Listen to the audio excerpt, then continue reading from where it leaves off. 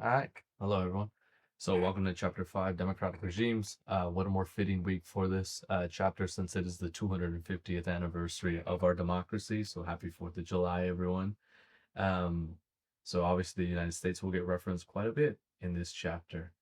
Outside of that, we'll discuss a few other democratic regimes, maybe how they compare to America, because obviously we are not the only one. And we also are kind of we've played a big role in how democracy maybe has spread throughout the world. Okay. Now, some key concepts, obviously, what democracy is, how they vary in design, the different types, parliamentary, presidential, and then semi-presidential, and then electoral systems. We'll talk about single-member districts, multi-member districts, and then mixed districts which have elements of both. Now, democracy is not a common system.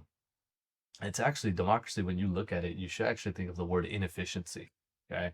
It just brings more people to the table to discuss politics. Now, it is much more simple to just have a unitary system and have a dictator or have a monarch and they rule over the country and whatever decision they make, that is what the country goes with. Okay. Now, is that how we like to operate in America? No, we think that democracy is more of a fair way of running things. Okay, so it raises some core questions. Why is it attractive? How does it work?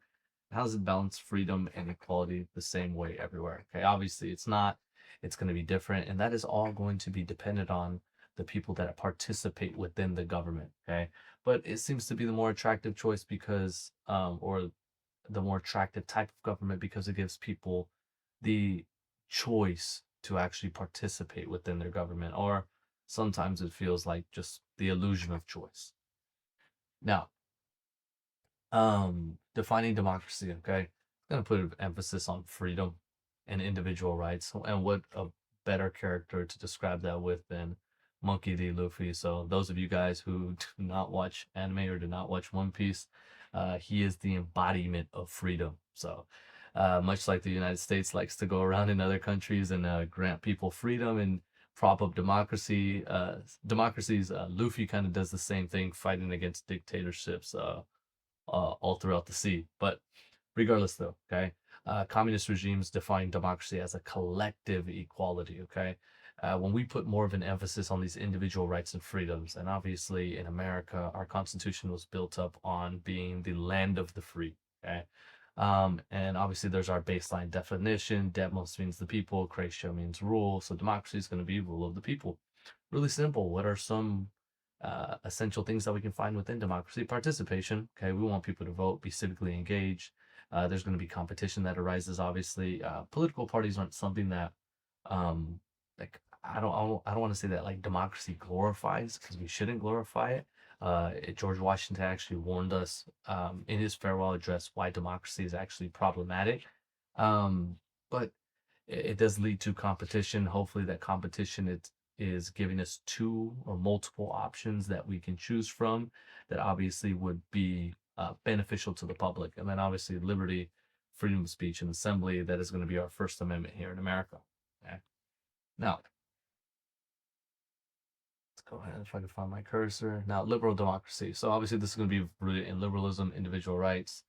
Now, liberal democracies can vary. So, social democracies, they put an emphasis on equality more than freedom, and then mercantilist democracies, they emphasize state strength, but still maintain participation, competition, and liberty. So, more of an emphasis on maybe state rights here, rather than at the federal level. Now, where do we get democracy? Okay, there's um,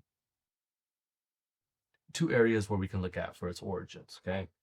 First would be ancient Greece. So there's direct participation. Obviously, that excluded women, slaves, and foreigners. It was predominantly males. And you can kind of look at America the same way when when participation within American government has traditionally been rich white males. Obviously, as voting laws have changed throughout time, we have seen more of a participation in our government. However, we don't have a direct democracy. Okay, so the ancient Greece did. There were a smaller group of people. Direct participation or direct democracy usually works in smaller groups of people. Like, let's say if we were going to vote on something in class, okay, I wouldn't choose indirect representation. I would choose direct representation because our class is only around 30 students. Really easy to just, raise of hands. Do people think we should have the test this week? And then I just go there and count them up. it's much difficult to do that when you have millions of people within a country. Okay. Now, citizens directly in this type of government make decisions. Now, in Rome, it is called what we know as republicanism. So it's separation of powers. We have elected representatives who are the figureheads, and there's a foundation for legislators. So this is going to be our House. This is going to be our Senate. Okay.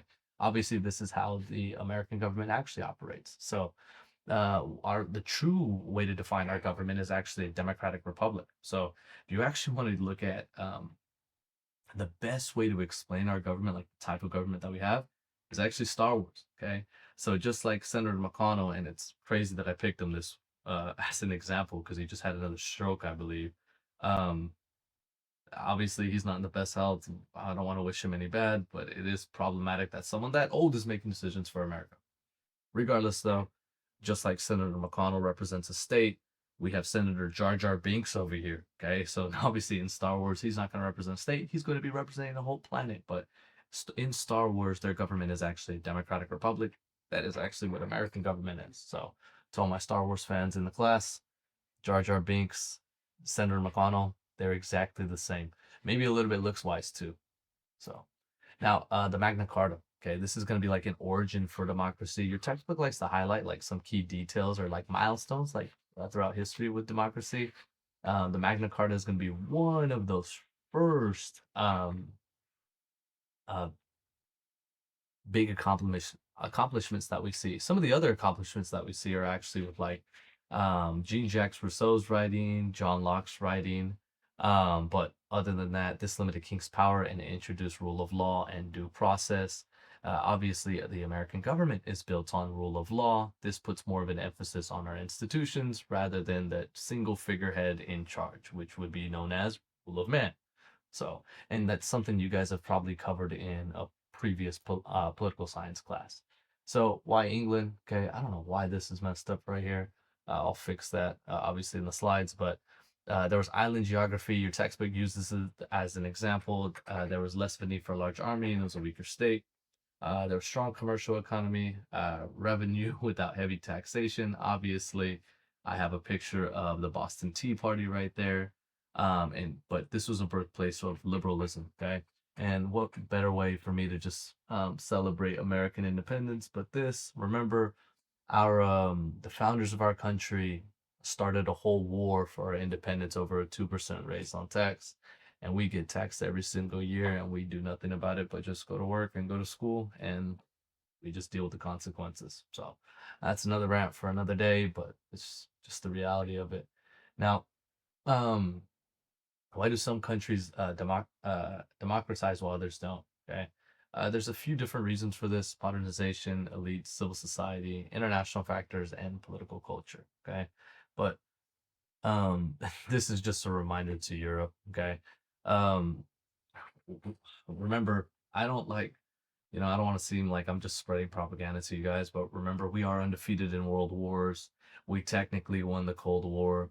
It's always funny when these people from Europe like to talk bad about us. Like, oh wow, look at all the people that die from mass shootings. At least we don't die from not having AC. I don't know if you guys have been paying attention to recent current events, but people in Europe are simply dying because it is too hot. And too hot for them is like 85 degrees, 90 degrees. That's a nice day here in the Central Valley. Also, they shouldn't be talking shit with their fucked up teeth. So, once again, I don't think I have to put you guys on the World Cup propaganda. All these same people are coming to America right now and saying, oh, wow, the food is so good here. They're eating at Arby's, Long John Silver's. If you don't believe me, search up the videos. It's actually crazy. But regardless, though, they're they're always talking about us. I'm gonna rep America. This is our country, country I'm proud to be of. And we beat them in the war. We were 13 small colonies. They should stop talking. Um, what else can I say bad about them? I don't have to keep going on about it, but whatever. Also, they can't criticize their government. We can. They put all their other people on a list. It's crazy. You're more likely in Europe to go get stabbed by an illegal immigrant because obviously they have national and ethnic conflict over there, and you do more time in prison for publicly speaking out against that than actually committing the crime. But whatever. Modernization there. Okay. um, so um, this is just a theory explaining how societies develop and become modern. Okay, it can happen through education, urbanization. The middle class starts to get created. There's traditional hierarchies, and then obviously once that is all organized, you're organized as a country. You can start to um, participate more within politics. Okay, your textbook likes to highlight how this failed in Latin Americas in the 70s. However, there was successful development in East Asia, but it did not lead to democracy. Okay. Now, today, modernization helps the survival of democracy, but it's not a guaranteed emergence. Okay. Usually, when, once again, people become educated, you create a middle class, there's a set of tradition within, it usually leads to us wanting to participate more within government because we want to have more of a say. Now, elites and democratization, okay, depends on whether elites choose to give up power. Okay. You can go into some of these countries in Africa or these oil oligarchies that you would find historically, and wherever there's wealth concentration, there might be resistance from elites. Okay. And a lot of those countries, obviously, traditionally are going to be oil countries. Now we're starting to see the switch to maybe tech, okay, maybe tech and AI companies. So if elites can exit with wealth, they may accept democratization. So if they can just go out, live their own life, and just be rich, they might just be like, you know what, we'll let these people allocate power and participate within government. Doesn't make any sense. And when it comes to elites, you guys, if you guys don't know who this guy is on the right, shaking Donald Trump's hand, his name is Peter Thiel. I suggest you search up who he is, and if you haven't, there's a really funny video that Nick Fuentes, he'll give a little description about who he is. But regardless, though, you search him up, Palantir will come up, and that's kind of all I need to say. So you should do your due diligence, figure this out. These tech people are becoming a little bit more influential in our government. Obviously, Peter Thiel, Elon Musk, Jeff Bezos, Mark Zuckerberg. Okay, the list goes on.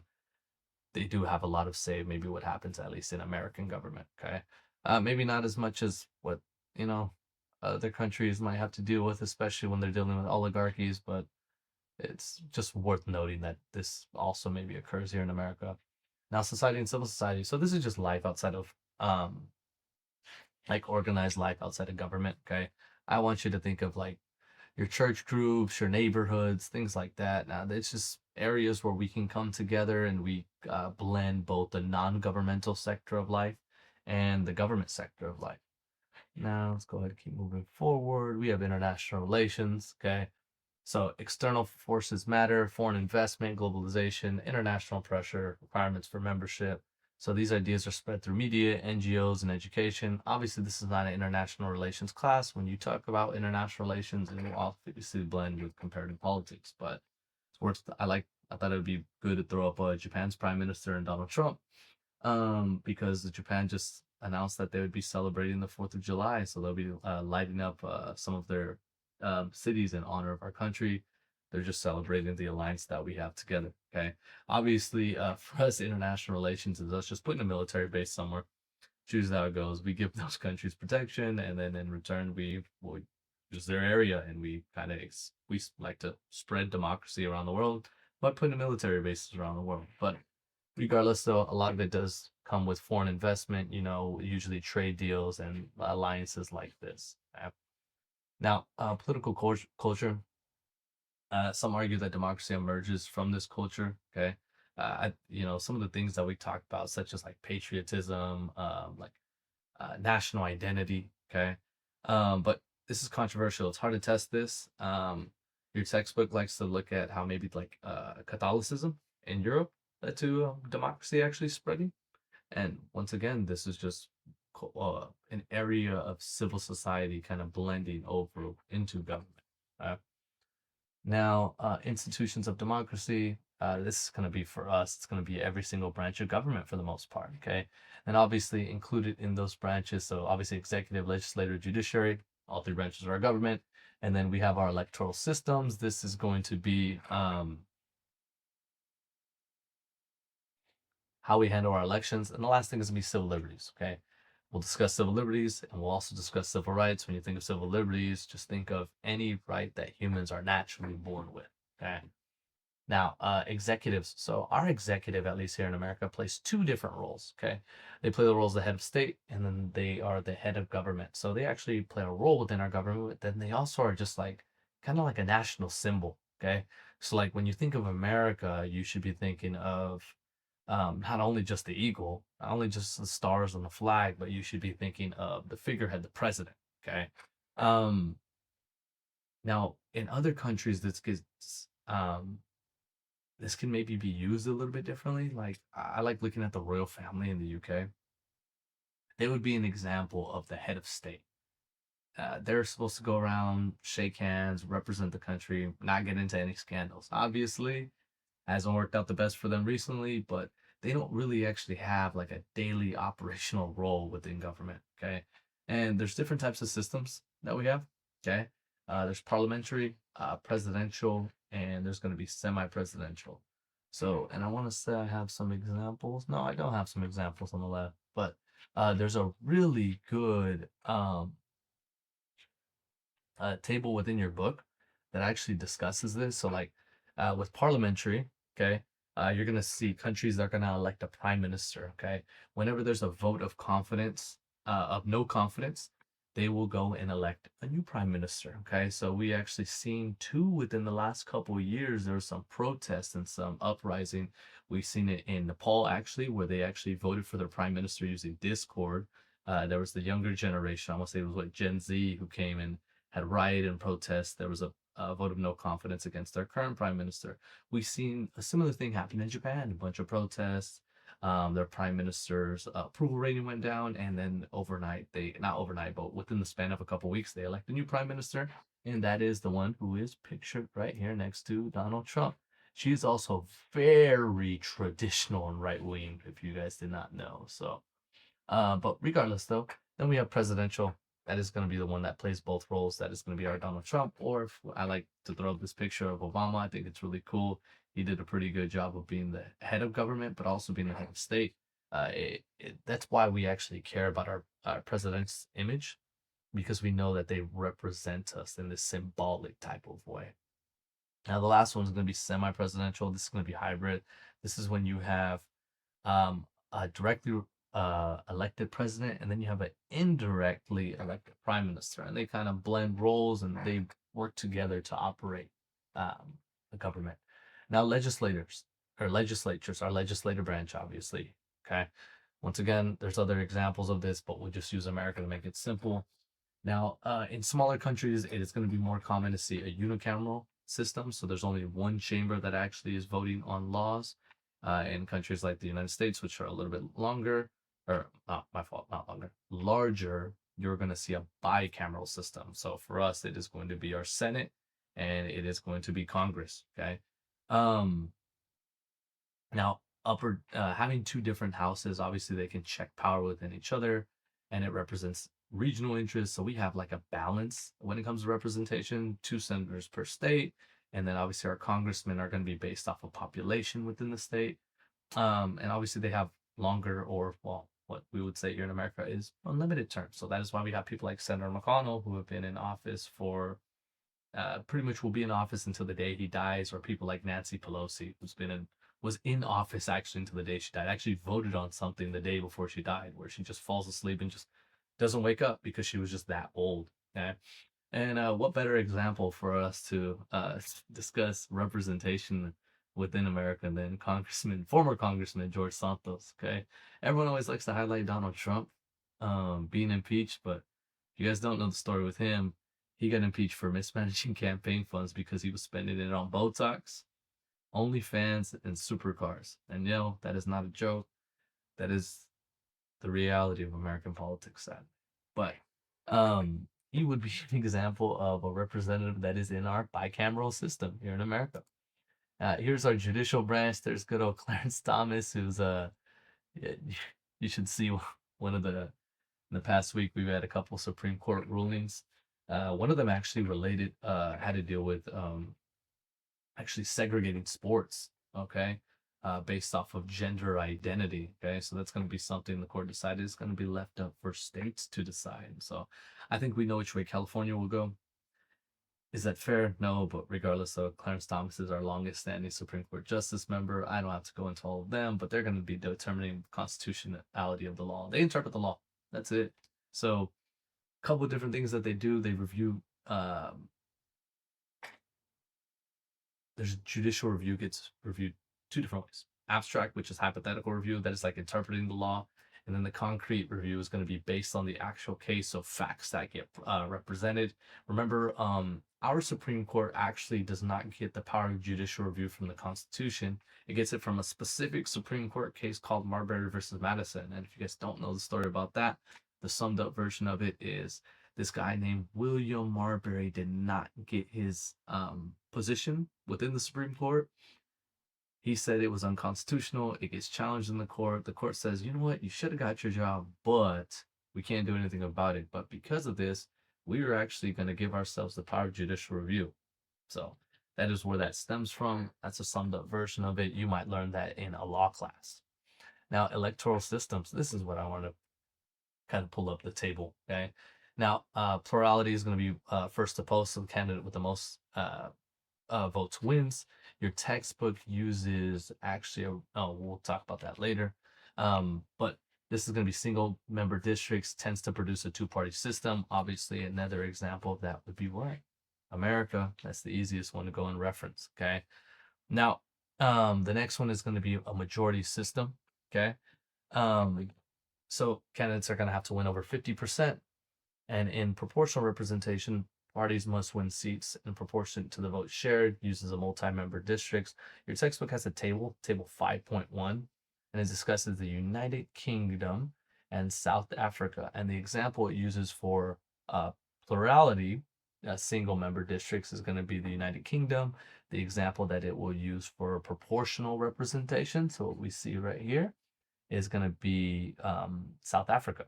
Then we have mixed electoral systems. This combines both of the two, obviously trying to offset some of those issues, but regardless, it doesn't always work out that way. The next thing is going to be a referendum. Okay, so this is a national vote called by government to address a specific proposal or issue.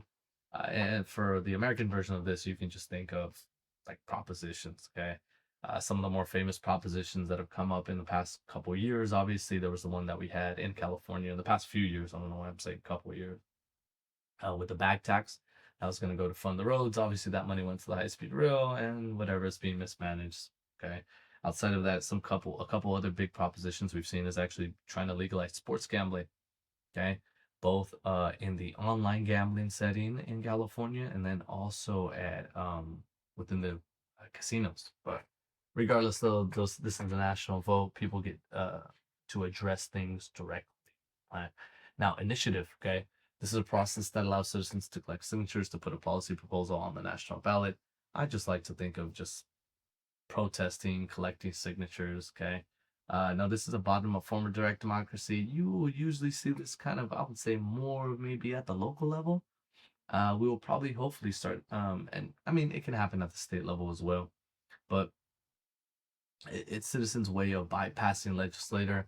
We should probably start to see a lot of referendums and initiatives when it comes to data centers, because I think once people realize the danger or the issues that they're going to cause for our society, they might not want to live near them. Okay. Now, civil rights versus civil liberty is really simple. Civil rights is going to be just fighting for equality. That is it. Just think of your civil rights movement, Martin Luther King Jr. I think maybe not Cesar Chavez anymore. He doesn't have the best maybe image anymore due to some things that came out last year.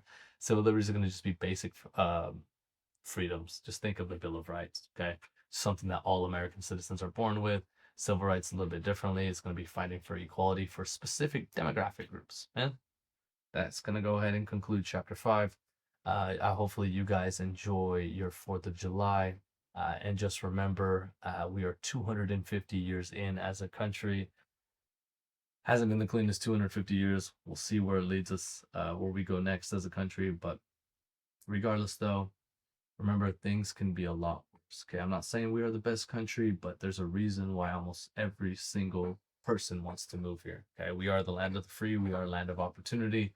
And yeah, so that concludes chapter 5, though.